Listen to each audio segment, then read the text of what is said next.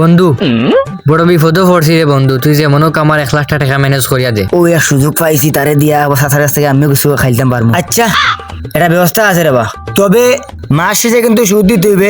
বেটারও গিয়া সুদ কইলে হইতো না ভাই, ফায়দা হইতে হইবে। লাগাম দে মুখও বেঠাইছে। ভাই গো ভাই, আল্লাহ কত লীলা দেখাইলা রে বাবা। সাদি সালাম আলাইকুম। পাতিজা বহলাতুন বহুত দিন পরে দেখি বেটা শশার কান্দা তাইলাই।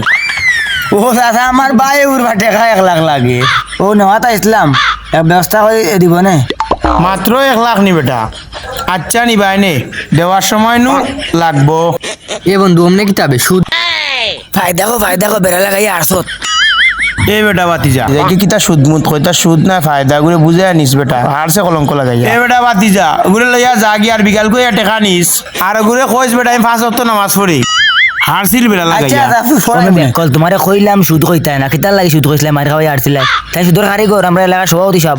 সুদ করে কইতাম না, মুখে দি ফায়দা আনতাম কিলা দূর ফায়দা লাগে বেশি বললে।